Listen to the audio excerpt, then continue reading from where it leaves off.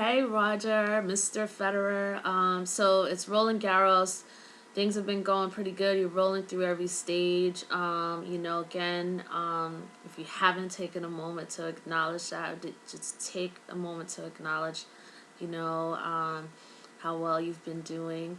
And, I just want to make this one video, like, just as a reminder, like, you know, um, a couple weeks ago, back in Madrid or back at the beginning of Madrid, you said that you wanted to go for number one. And I know that I actually made a video just questioning whether or not, at this time of your life, if that was like a real priority or if it was unconsciously not a real priority for you. But I'm just going to act like it's a real priority for you and just say, as Roland Garros gets into its second, as we start going into Roland Garros' second week, it's like, you know what? How can you start buckling down even more? Like, this is the time. I'm just making this video because this is what you wanted. Like, these are the tournaments that you want to take, and the time is now. And if you look at Roger Federer of 2013, will that Roger Federer be able to look back on 2012 and said, I did everything I was supposed to do. I left it out on the court after each match. I worked to improve my game as much as possible. I worked really hard to keep myself in check mentally, so that I could give myself the courtesy of being available on the court for myself, for the highest performance for myself. So I just want to say, as the second week comes in, just start checking back in any areas you have you started sort of checking out, because that's basically what happens. That we say we are going to just human behavior, as we say we're going to do something, and then we start. And this is not to really say this about you, but I'm just saying, like, sometimes we all kind of start to retreat or fall back, or not retreat, but just sort of lose a bit of momentum or intensity. And so I would just call for you to just double check on your momentum and your intensity. Like, what are your beliefs again? A lot of this tournament has been about Djokovic versus Nadal, and like, how are you processing that now? Like, are you doing something like mistakenly taking that coverage and transferring it into a reflection on what your ability is? Because for me, that would be a grave mistake. Like, that, I would say you would need to, personally, I would really suggest, as a fan, who wants to see you win, that you go on a total negativity diet and remove that and just shift that thinking. And I noticed there was one comment you said after Miami, something about having gone on vacation, and the press coverage really got intense or hyper focused. You didn't say that, but I'm just taking what I sort of, I'm just paraphrasing or whatever. But Nadal and Djokovic got like a magnifying glass on them while you were kind of on vacation. And I just want to call to you as a fan, like, just to say, you know what, just be careful not to let the press focus on the rivalry between those two become a reflection on you sort of not being a great player or something like that, because you are doing really well. And if you continue to just hold on to that reality of just really doing well, and you just run this race, not like a sprint, not like the 100-meter dash, but if you just run this race, like I heard you say, number one in the world is a long-term goal. I think you said that earlier in 2012, very early, like January, February. But if you just run this race and just know that these are just certain battles. It's not the whole war. Maybe you shouldn't even look at it as a war. But yeah, if you can just run the race, just keep running the race, and just cling on to the right kind of reality, like what your numbers are, what your performance has been this year, 4 titles since January. That's almost like, that's just a little under a title a month. Like who could ask for that? Like, who could ask for a better record, And I think you're holding the best record out of all of the top 3 guys, out of Nadal, out of Djokovic. You are holding the best performance record since 2011. Whatever the case is, I know you're holding a record that is better than theirs at this time. I just kind of am not clear on it, but I also know that I read the other day that you have won 9 out of 12 of the tournaments that you have been in since 2000. I think after the U.S. Open last year. Like, who could ask for more? I just want to come back to say, like, just stay focused on what your reality is. And the reality is the numbers. The reality is not the media creating all these predictions and concoctions about stuff in the future. That's just the past, what has happened, the numbers that the three, that not just the 3 of you, but I'm just going to focus on the three of you right now. It's just the numbers you guys are putting up and the performance that you're putting up. And to say someone's won 9 out of 12 of the events that they have participated in is freaking excellent, Roger. Like, really. So just keep focusing on that and take a total negativity diet on like, it's so easy to get caught up on the internet. I don't know how you are, but you get on Facebook and then someone's post a link, or oh my gosh, Twitter is even worse, like, because Twitter is just a huge wealth of unbelievable information. It seems like a silly sort of thing, but Twitter is very powerful, so it's easy for you to get pulled in 100 directions. So anyway, I say all that to say, like, I know how easy it is to get caught up on somebody's blog and someone's opinion and a whole bunch of tennis rhetoric, or I'm sorry, not rhetoric. Well, yeah, okay, rhetoric too, but forecasts and predictions that people don't even know if they're going to be true. Even look at Serena Williams, like, how many predictions were out there for her to actually take this title, and then she makes an exit in the first round, which personally for me is highly disappointing to see her go like that, because I'm a total fan of Serena's. But all I'm saying is, you get all of these predictions and nothing is written in stone. It's all about what you decide to define. And I'm just here again at this point as we go into the second week of Roland Garros. Like, Roger Federer, like, where are you slacking anywhere in your life? Like, in your diet, with your family, buckle down with all of your family needs, or whatever you need, so that way you're fully mentally available on the court and you don't have to worry about because you didn't do something, now maybe a spouse or a relative has extra burden to do something, and then you have that on the court with you. Like, have all those things taken together. Like, I can't believe I'm just telling you this. Like, sometimes I can't believe myself. I'm sorry. I gotta laugh at that.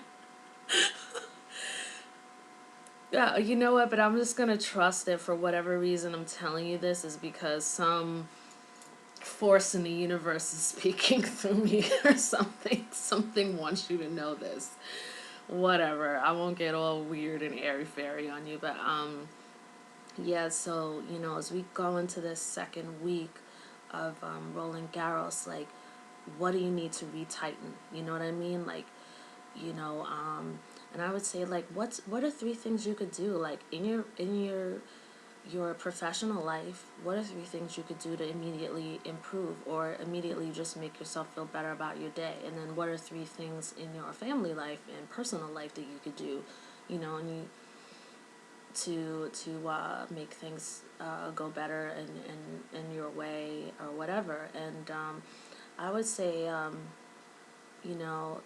as you go into next week, for here it's Friday, I guess for you guys, and you're about 6 hours ahead of us.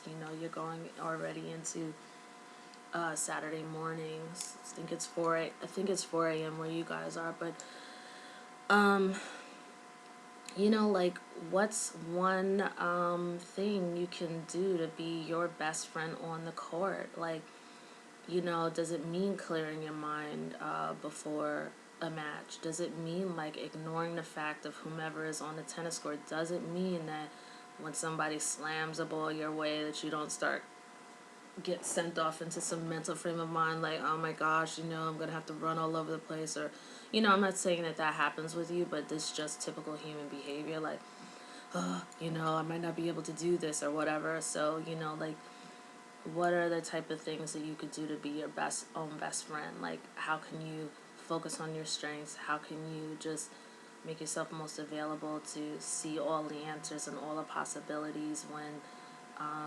those balls are coming toward you? And again, I probably will never let go of the unforced errors, but the reason why I wouldn't let go of the unforced errors, and I think also the reason why people ask you about unforced errors, is that, it just comes with the territory for you, Roger. You're like, seriously, the greatest of all time. No one ever talks about Rafa being the greatest of all time, and nobody ever talks about Djokovic. And that's not to speak of them dismissively, because, I like them as well, and I have a lot of respect for them as tennis players. They are definitely up there with the greats, but no one has ever talked about them being the greatest of all time. So Roger Federer, when people talk about bringing up your unforced errors, it's, I think it's an indirect way of people just sort of, again, maybe feeling like you're checking out a bit. And it's not like you're not allowed to make errors, for crying out loud. You're definitely allowed to make errors. And it's not like there shouldn't be a time where, you have a match or two where you've made a lot of errors. You know what I mean? I don't expect you to be perfect, but I think people kind of look at that because they've seen your ability, and that, for me personally, I always have felt that you had this uncanny sort of feel for the court, that went past just vision. Like, you just really had a very good feel for the width of the court and where the court ends, and how to just send a ball even kind of without looking at it, and make sure that that it hits within the parameters. So this is why I think I will probably never be able to let go of talking about unforced errors over a certain level, over a certain percentage of unforced errors, because I just feel like, is there something you could do to cut down on certain unforced errors? Does it mean, like, giving yourself just another second chance or something? Because sometimes I've seen you make personal errors because I feel like, against Nadal or someone else, you kind of sometimes, and sometimes you get into this thing where, like, oh my gosh, I gotta hurry up and hit the ball because I don't want them to the back, or I don't want them to get to this side of the court, so let me just hit it over here. And then you've hit it over and it's like too far over. And if it's just about taking maybe just a second more, like, and you have the time and you have the strength, especially with your forehand, you have that strength. And there's times as well, like, well, let me finish this point. So I feel like, maybe does it entail, like, taking another second just to be okay with the fact that, if you do hit this ball, at least it's in, and someone might get it back to you, but just to keep focusing rather than maybe rushing and making an error. But again, it's easy for me to say because I'm not on the court, and your discernment is excellent. You're a champion, and so I'm just throwing it out there. And if you're watching this and anything makes sense to you, take it, use it, run with it, and bring the cup. Get the cup. You know what I mean? No platter, cup. But seriously, like, what's one thing that you could do to be your best friend on the court? The other thing is, like, again, I talked about last time about mentally checking out. And didn't mean that you were not working hard or anything like that. I mean, it just seems like sometimes you get on the court with certain players and then at Grand Slams in the last 2 years and you completely are withdrawn. You like can't even seem to realize that you're actually winning. At times, it's not to say mentally you can't see that you're winning, but I mean that you just get into this cloud of withdrawal and certain probably deep seated frustration. I don't know how to explain it, but it really is a huge distraction to you, and I don't even feel like, because you've been so seemingly immersed in something like that, I feel, and a lot of your fans feel, that you have not been able or had not been able to climb out of your own little, whatever you want to call that you'd been in previous Grand Slams, the ones that I mentioned in my other video. I won't go back again on it because I don't want to sound like too much of a broken record, but yeah, that you just withdrew, and like when you withdraw and you are using all of that energy to be immersed in that whatever's going on, like you probably take away at least 40% of yourself from proper availability for the match. And because those things happen, I think that I think those are definitely reasons why you did not take those matches, and that you absolutely could have taken those matches. So talked about this before, but as the second week goes on again, what's is your diet up to par? Are you drinking enough water? Just the obvious stuff. Then negativity diet. No media, no speculation. Thirdly, don't confuse Rafa and Djokovic, Novak's, all that publicity for them. Don't confuse that as some sort of reflection on your ability, because you've taken 4 titles this year, and if the media can't see that and recognize that, that's too damn bad for them. I'm sorry, but like, if you really decide that you want to start validly taking on those things as reasons, and sort of you will erode, that will erode confidence. I don't need to know of you personally to just know that's just a fact. That will erode confidence. It's absolutely not going to serve you or help you through the second week of this. And you're going to need everything, every single bit of availability for all of this stuff. So the last couple of things I want to say is, first of all, I'm going to make another video. I thought I was going to only make a few minutes, but as I can see, I always talk out a lot, because I'm a passionate Federer fan. So yeah, I was gonna ask you too, like, do you listen, like, do you use an iPod or anything like that? I've never seen that for you. I've seen Rafa, I've seen a number of other people, like, with iPods or with music before their matches. I would just say to you, if you haven't been doing that, like, really tap into the people who inspire you. Like, for me, I was like doing my clothes last week, at the laundry, and Enter the Dragon came on, which is like one of my favorite movies, with Bruce Lee. And Bruce Lee is just such a huge force to reckon with. Like, every time I see like Bruce Lee kick, or what I think he has, first of all, the most perfect kicks ever. And just his focus and his just his presence is so hugely powerful. And yeah, I just, being near Bruce Lee or seeing Bruce Lee makes me feel like invincible practically, you know. And there's also for me, you know, like I could go watch Bruce Lee and then I could go and run a mile. You know what I mean? I run a hard mile. And that's saying a lot for me nowadays, especially since I don't really run as much anymore.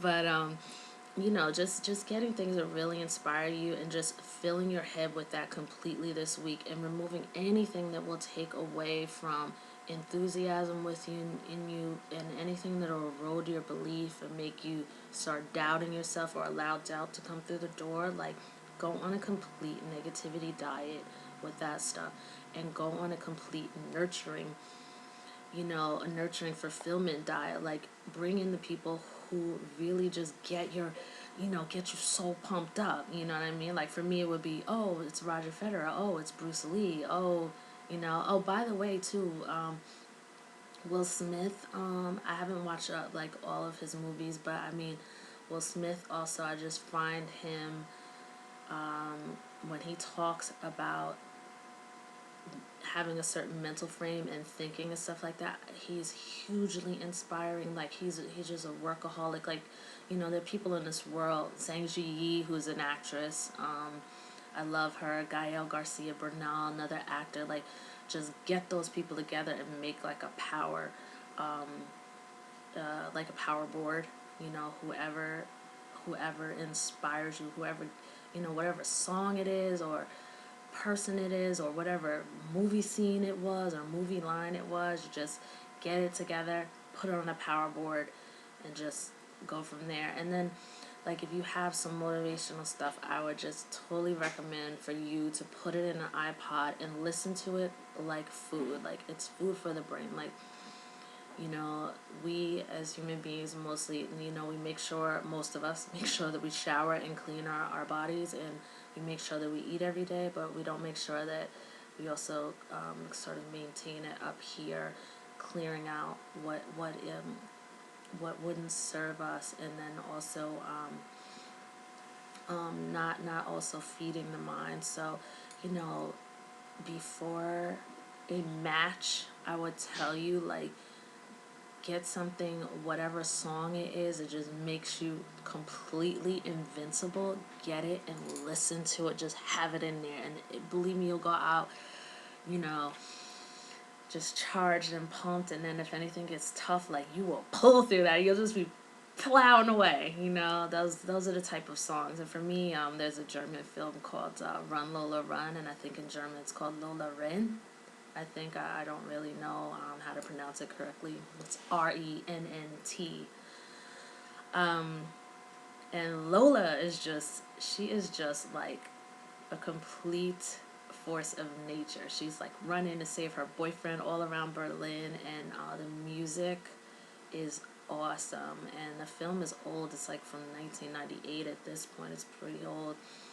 But I have the soundtrack for many years now, and I can tell you, when I put in that soundtrack, Run Lola Part 1, 2, or 3, I think 2 and 3, track 2 with Lola running, and track 3 are my favorites, and I will outrun anybody listening to those songs. Like, those songs just make me feel really powerful, and you know, that's I think is the trick. So as we go into week 2, I just want you to definitely, if you are watching these videos, like, just to recenter, refocus, get every single thing you need, get everything tight for the second week, because you know you're gonna need everything. Just, you know, just be your own best friend by just having everything taken care of, and pump yourself up. Like, don't negativity diet for the bad stuff that would take away from you, and